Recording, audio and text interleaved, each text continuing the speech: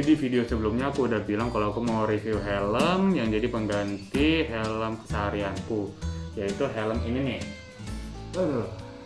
Nah, nih kalian yang mungkin pecinta helm tahu ini helm apa ya? Ini ciri khasnya nih dari KYT, dan ini ciri khasnya kira-kira helm apa ya?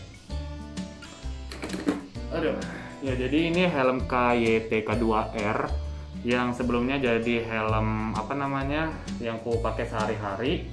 Dan bukan sekarang sih, udah agak lama, ini udah ada penggantinya. Dan yang menjadi pengganti itu adalah helm ini sekarang.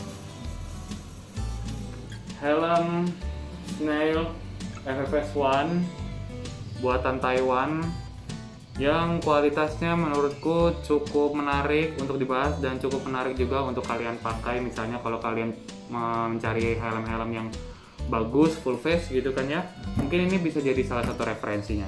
Tapi bukan cuma kayak gini aja videonya kalian jadikan referensi ya, aku juga bakal kasih beberapa review sedikit mengenai helm FFS1 ini. Apa sih namanya ya, kayak gitulah, FFS1. Nah, susah banget ya ngomongnya ya.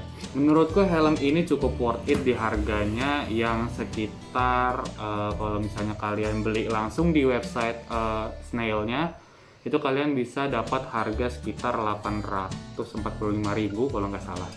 Tapi kayaknya itu belum sama ongkir sih, dan tergantung ongkir ke daerah kalian lagi. Kalau misalnya kalian mungkin di luar Jawa ya ongkirnya mungkin bisa 100-an gitu, jadi ya sekitar 900 atau 1 juta. Dan menurutku itu masih cukup mahal sih sebenarnya, tapi ya bukan mahal tapi nggak murah juga. Kalau misalnya untuk ukuran helm bagus ya standar lah harganya, karena masih ada yang lebih mahal dan kualitasnya ya sebenarnya sedikit lebih bagus, tapi yang nggak terlalu signifikan juga sih. Nah, sekarang kita bahas dari alasan pertama kenapa aku bilang helm ini tuh worth it banget buat dibeli, karena bobotnya itu yang bener-bener ringan parah. Kalau kalian misalnya pakai helm ini nggak bakal pegel deh.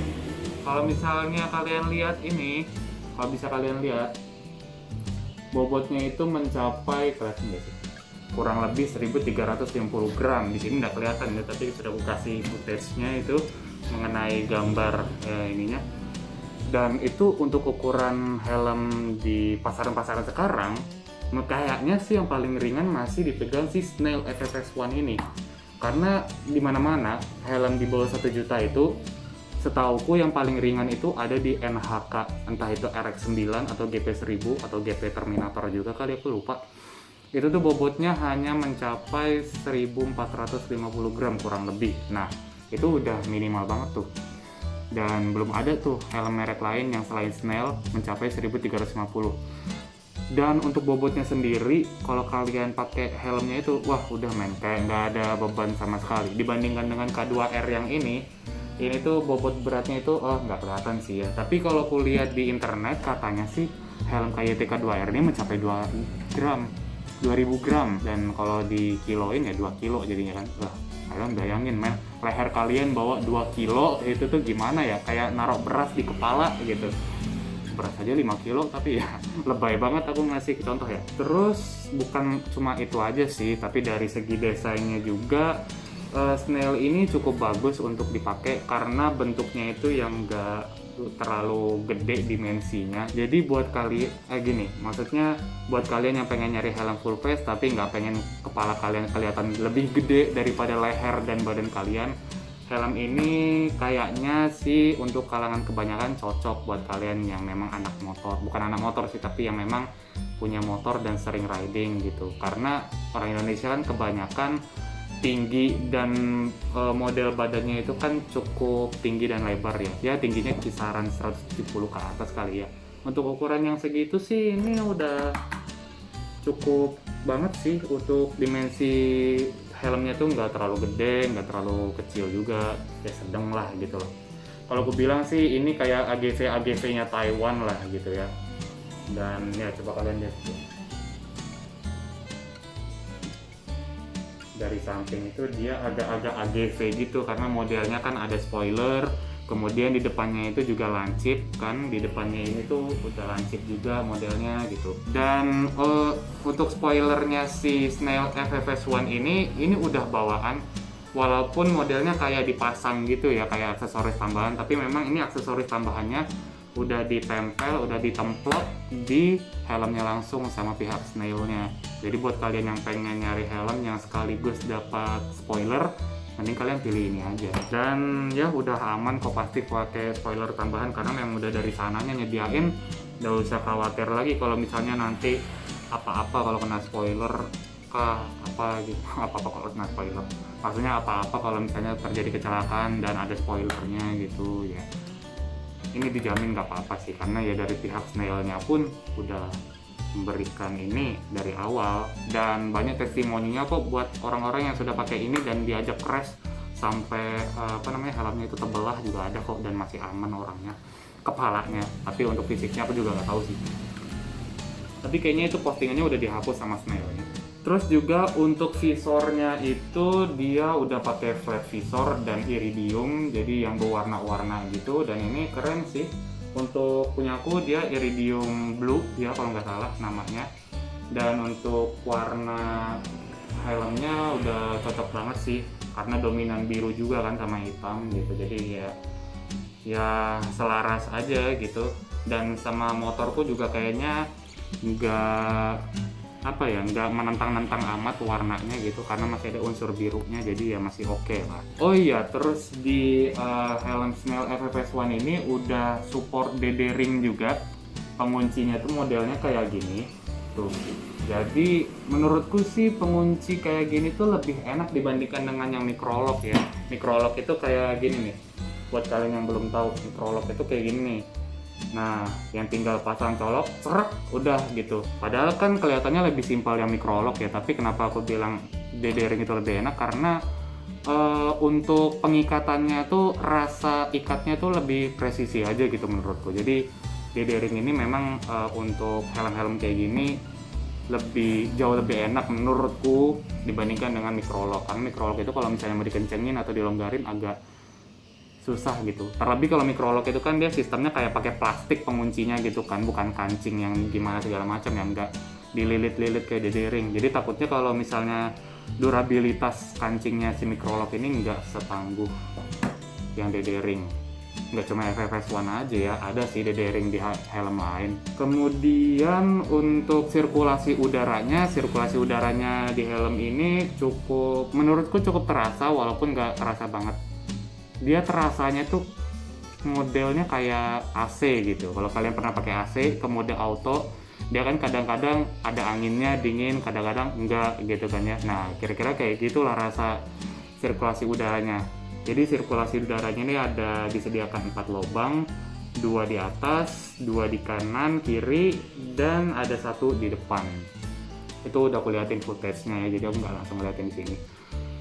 Dan menurutku rasa sirkulasi udaranya walaupun rasanya kayak mode auto di AC, tapi ya kalau sekali terasa udara itu ya cukup adem sih, sejuk. Tapi itu berdasarkan yang aku rasain sih, entah memang dimensi kepalaku yang nggak terlalu ngepas di sini, atau memang sirkulasi udaranya bekerja cukup baik untuk harganya, ya udah nggak tahu sih. Kebanyakan orang bilang tuh kalau helm di bawah 1 juta itu sirkulasi udaranya kadang cuma kayak aksesoris aja gitu. Bahasa kasarnya gitu ya. Kayak cuma tempelan aja, tapi fungsinya nggak terlalu terasa atau bahkan nggak terasa sama sekali gitu. Tapi menurutku ini masih terasa sih, walaupun kadang-kadang doang. Oh iya, di dalam busanya ini kayak ada gambar kacamata gitu, kalau misalnya kalian bisa lihat. Itu tuh kayak menandakan bahwa helm ini cocok juga untuk dipakai orang yang pakai helmnya pakai kacamata juga. Hah, gimana tuh?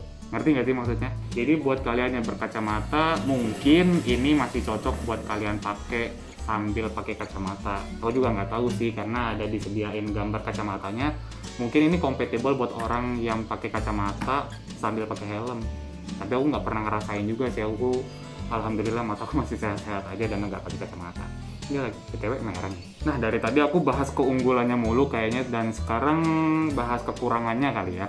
Kekurangan di helm Snail FFS One ini, dan ini terasa terkadang itu di model bentukan busa di dalamnya, yang terkadang untuk beberapa kepala itu dia agak terganggu di telinganya. Kadang dia terasa kayak terlipat ketekuk begini atau ketekan begini. Mungkin untuk beberapa orang bakal nggak nyaman dan terasa tertekan dan rasanya tuh kadang panas gitu. Dan menurutku itu menjadi sebuah salah satu yang sedikit mengganggu mungkin untuk beberapa orang ya. Tapi kayaknya sih nggak bakal sepanas itu dan nggak bakal mengganggu itu, karena di kepalaku juga di telingaku kadang-kadang terasa tapi kadang-kadang nggak terasa gitu. Dan ya aku masih tolerir sih, karena selama helmnya ringan ya kenapa tidak. Kemudian yang kedua ada di visornya yang gampang banget berembun. Aku juga nggak tahu kenapa Snail ini gampang banget berembun visornya, mungkin karena masih ada sela-sela di antara helm sama visornya, jadi angin tuh gampang masuk ke dalam gitu. Aku juga nggak tahu sih, tapi yang jelas helm ini gampang banget berembun. Jadi buat kalian yang pakai helm ini mungkin bakal sering-sering buka jendelanya di visor, bakal sering buka visornya dikit ketika berembun gitu, jadi biar embunnya hilang aja gitu. Oh iya, dan helm Snail FFS One ini ada kekurangannya satu lagi, aku juga lupa.